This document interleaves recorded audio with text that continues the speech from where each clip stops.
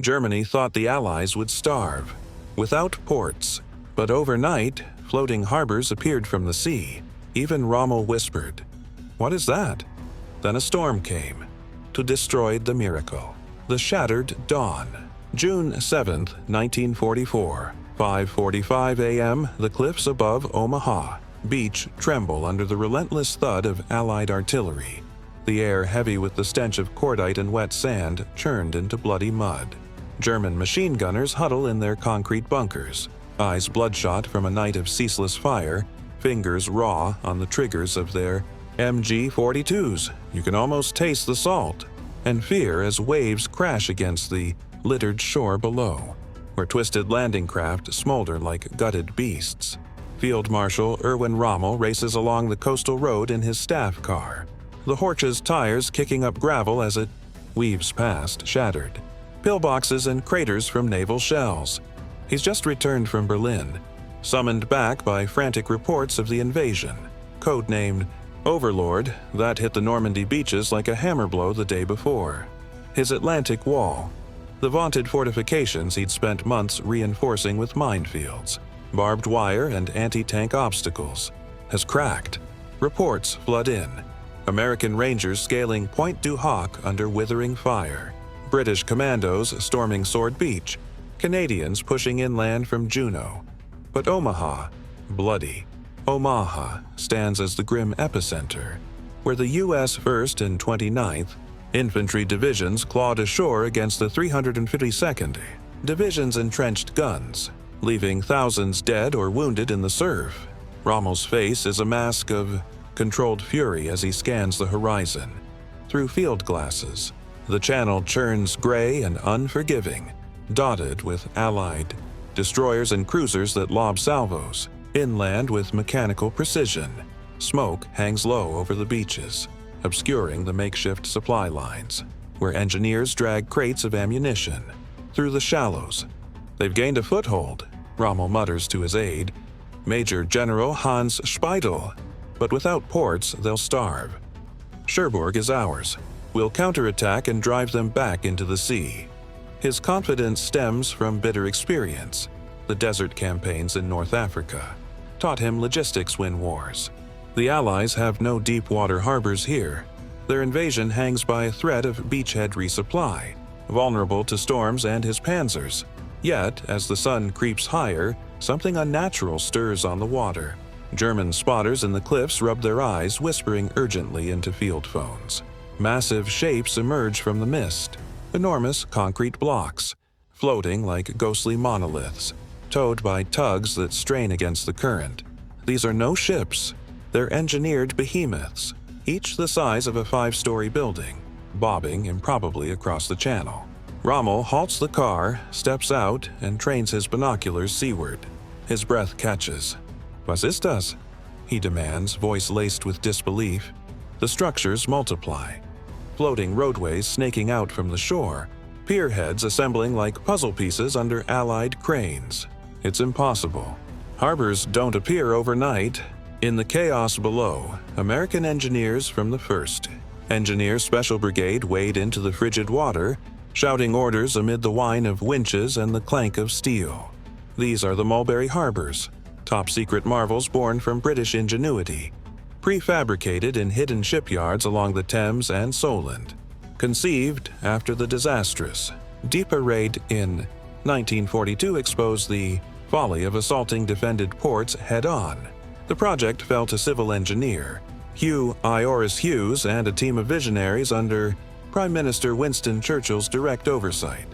"We need ports that follow the army," Churchill had decreed, sketching crude designs on napkins. What emerged were 2 artificial harbors, Mulberry A off Omaha for the Americans, Mulberry B off Gold Beach for the British. The components are staggering in scale. Phoenix caisson, hollow concrete breakwaters, 200 feet long and weighing 6,000 tons each, were built in dry docks, flooded, and towed across 80 miles of open sea. Alongside them float the Spud pontoons, adjustable pierheads that rise and fall with the tide, and the whale roadways, floating bridges of steel girders, stretching up to a mile long, flexible enough to withstand waves, Tugs like the Empire Larch pull them into position, while Gooseberry, block ships, obsolete vessels, scuttled to form outer breakwaters, create sheltered anchorages. It's a symphony of deception and daring. The entire operation shrouded in Operation Pluto's secrecy, with decoy harbors built elsewhere to mislead Luftwaffe reconnaissance. Rommel watches as the first caissons are sunk into place. Their valves open to flood and settle on the seabed. Allied Seabees swarm the structures, bolting sections together under sporadic German artillery fire. Shells whistle overhead, exploding in geysers of water and sand. A near miss rocks a tug, sending men scrambling. But the work doesn't stop. By midday, the outline of Mulberry takes shape, a protected lagoon capable of unloading 7,000 tons of supplies daily, enough to sustain divisions pushing inland. The German field marshal lowers his glasses, a chill running through him despite the warming sun. His panzers, the 21st Panzer Division under General Edgar Feuchtinger, are mobilizing for a counterthrust. But this changes everything. How could the Allies conjure ports from the sea? Whispers spread among his troops. Floating harbors? It's sorcery. Disbelief turns to dread. If these monstrosities hold, the beachhead won't wither. It will swell into an avalanche. And as the first Liberty ships nose into the artificial bay, unloading tanks and trucks that rumble ashore, Rommel realizes the Atlantic Wall's doom may already be sealed. But how did this impossible feat begin? The impossible assembly. Dawn breaks on June 8, 1944. Off the rocky shore near Arromanches-les-Bains, the first Phoenix caisson settles with a deep, resonant groan as its sea valves open.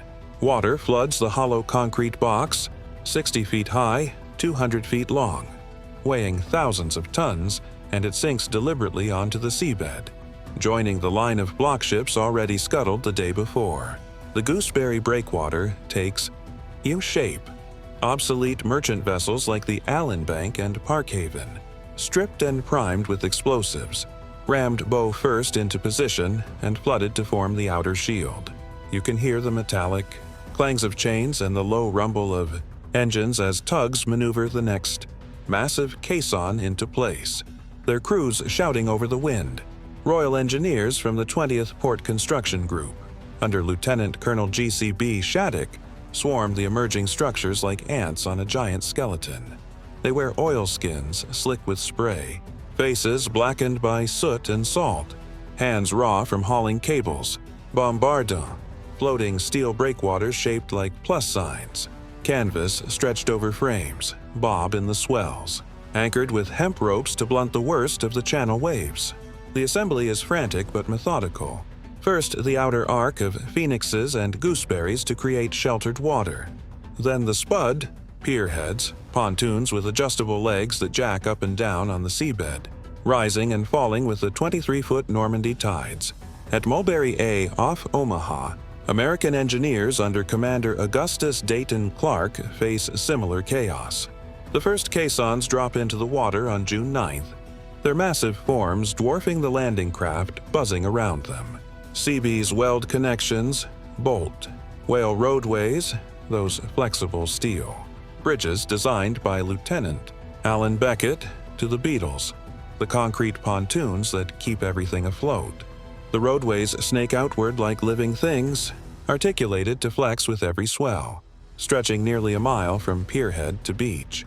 Liberty ships nose cautiously into the forming lagoon, ramps dropping as cranes swing crates of ammunition, fuel drums and Sherman tanks ashore. Rommel, from his command post at La Roche-Guyon, receives grainy reconnaissance, photos smuggled in by Luftwaffe pilots who braved the Allied fighter screen. The images show impossible geometry, concrete islands multiplying overnight, roadways unfurling across open water. His intelligence officers report the scale, over 1 million tons of steel and concrete towed from hidden British yards assembled under fire. They've built ports where none existed, Rommel says quietly to Speidel, his voice tight with something close to awe. In North Africa, he'd outmaneuvered superior forces through speed and surprise. Now the Allies have done the same on an industrial scale. His panzers, the 21st Division, the 12th SS Panzer, mass for counterattacks, but fuel and ammunition trickle in too slowly. The beachhead, meant to wither without Cherbourg, instead swells. By June 15th, both Mulberries near operational status. At Mulberry B, the British harbor curves in a protective arc from Tracy-sur-Mer to Asnel, anti-aircraft guns mounted on the caissons, spitting tracers at marauding FW, 190's barrage, balloons tug at their cables overhead. Supplies pour ashore, 7,000 tons daily targeted, but already exceeding expectations in places. Trucks rumble along the floating roadways, drivers gripping wheels as the spans dip and rise. One wrong wave could snap a connection, send vehicles plunging into the sea. But the design holds, Beckett's torsionally flexible spans absorbing the punishment. The Germans watch from the bluffs, disbelief hardening into grim resolve. Artillery spotters call in coordinates on the floating monstrosities, 8-meter guns booming from hidden positions.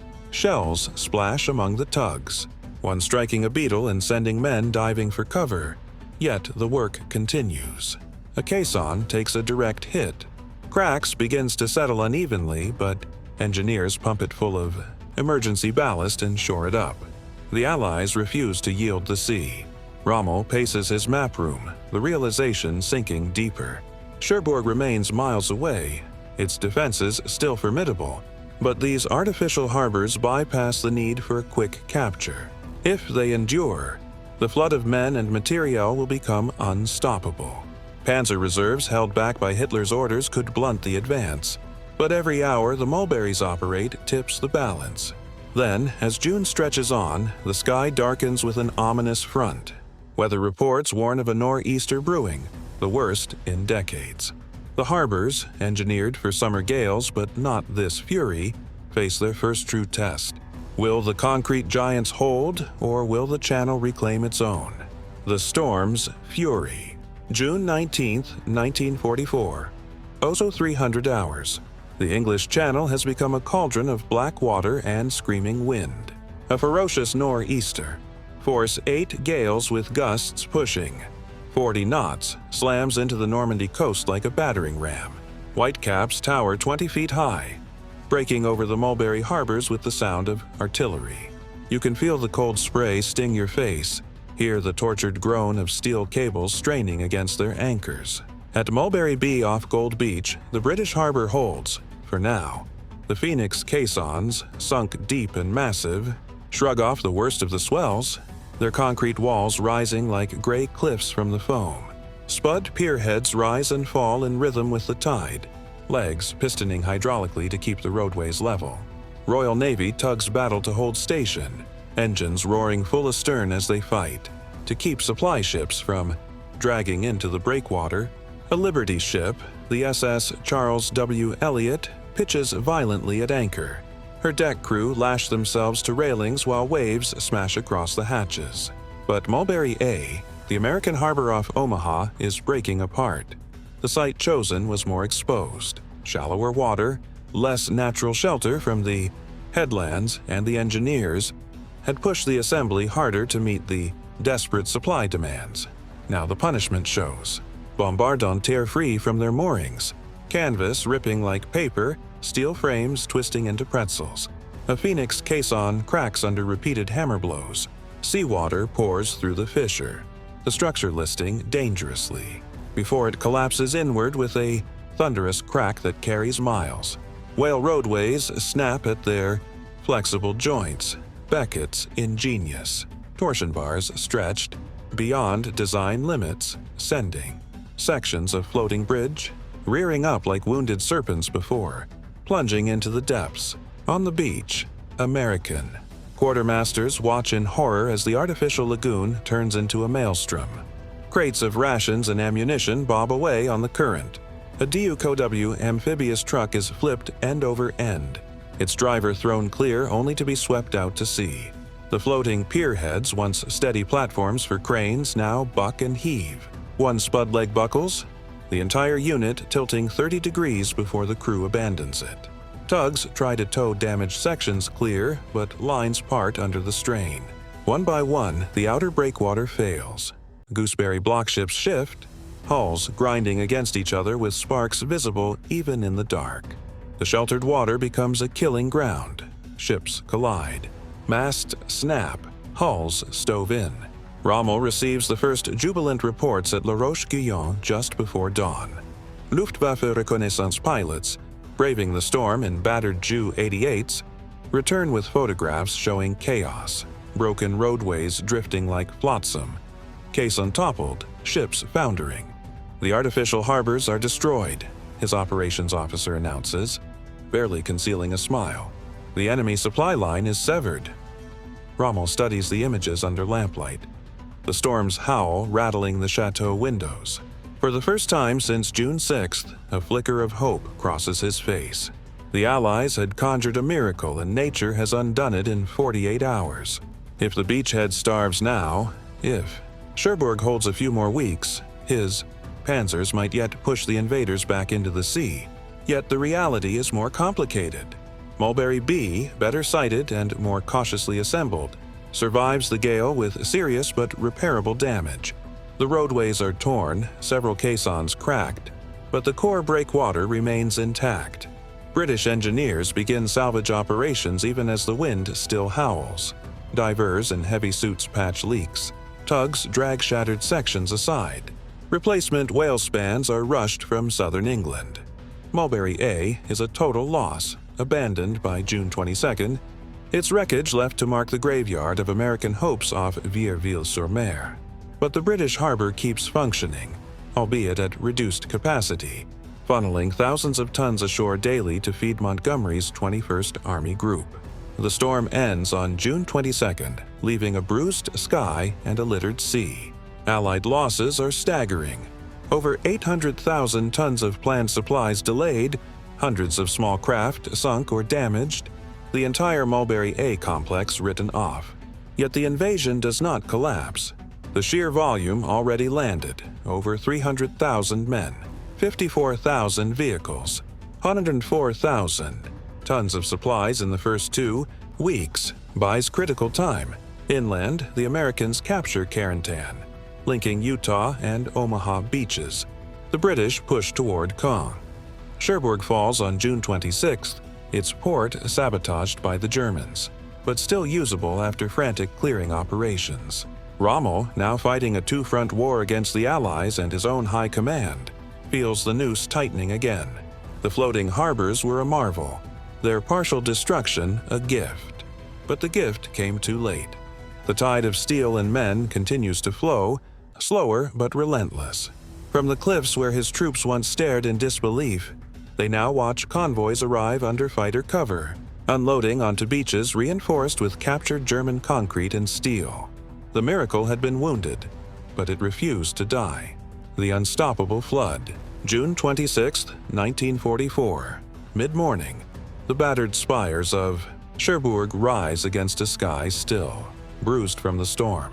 American troops of the 4th Infantry Division and the 79th Infantry Division move through the rubble-choked streets under a curtain of naval gunfire from the battleships. Texas and Arkansas, the German garrison, elements of the 709th, Static Infantry Division and fortress troops under.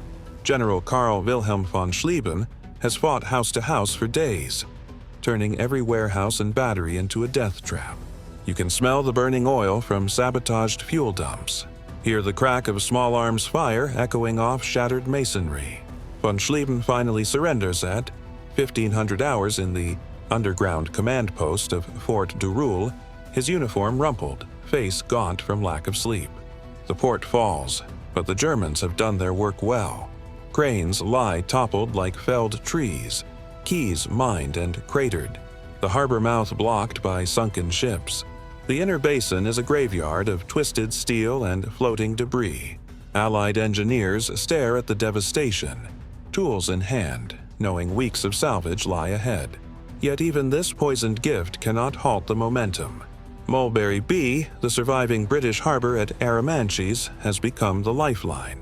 Despite the storm's scars, torn roadways patched with hasty welds, cracked caissons shored up with emergency ballast, the structure refuses to yield. By late June, It unloads an average of 6,000 to 7,000 tons daily, sometimes pushing 9,000 when the weather cooperates. Cranes swing ceaselessly, lorries rumble across the repaired whale spans, drivers white-knuckled on the flexing steel. Supplies flow inland, jerry cans of petrol stacked high, crates of 105mm howitzer shells, cases of K rations, replacement barrels for tank guns. The British Second Army under General Miles Dempsey pushes toward Caen, their advance fueled directly from the floating port. On the American side, with Mulberry A gone, the burden shifts to the open beaches. Omaha and Utah become vast open-air depots. Duke AWs shuttle back and forth through the surf. Higgins boats nose onto the sand under protective smoke screens. Over-the-beach operations, honed-in training at Slapton Sands, now run at industrial scale. By the end of June, over 850,000 men, 148,000 vehicles, and 570,000 tons of supplies have come ashore, most of it across sand rather than concrete. The loss of Mulberry A hurts, but it does not cripple. The sheer volume overwhelms German expectations. Rommel, his headquarters now under constant threat of air attack, moves constantly between command posts. On July 17th, near Livarot, a Spitfire strafes his staff car. Shrapnel tears into his face and skull. He is thrown from the vehicle, left bleeding in a ditch. The Desert Fox is out of the fight, evacuated first to hospital, then home to Germany under Hitler's orders. His replacement, Field Marshal Günther von Kluge, inherits a deteriorating situation. The panzers, once held back for a decisive counterstroke, are now committed piecemeal, bled white in the bocage country where every hedgerow becomes a fortress. From the German lines, the change is palpable. Artillery observers watch endless convoys snaking inland under fighter cover. Supply dumps grow behind the Allied, lines like tumors, visible, from reconnaissance planes too vast to destroy. The once impregnable Atlantic Wall has become a sieve. Every day the Mulberry at Arromanches operates. Every ton unloaded on the blood-soaked beaches tightens the noose around the German 7th Army. By August, the breakout begins. Operation Cobra shatters the German western flank near Saint-Lô. American armor pours through the gap, racing toward Avranches and the open country beyond. Patton's Third Army explodes into Brittany and the Loire Valley.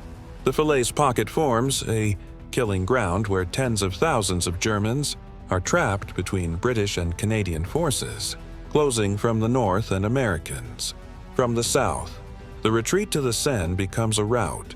The floating harbors, especially the one that endured, had bought the Allies the irreplaceable commodity: time. Time to land the men, the tanks, the fuel, the food. Time to build airfields, repair roads, stockpile ammunition.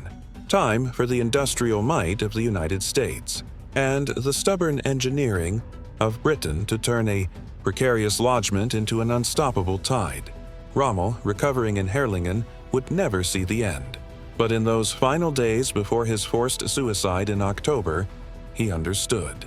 The miracle he had witnessed on June 7th had not been destroyed by the storm. It had adapted, endured, and overwhelmed. From the sands of Omaha, where disbelief first took root, the Allies had forged an advance that would carry them to the heart of the Reich. The impossible had become inevitable. End.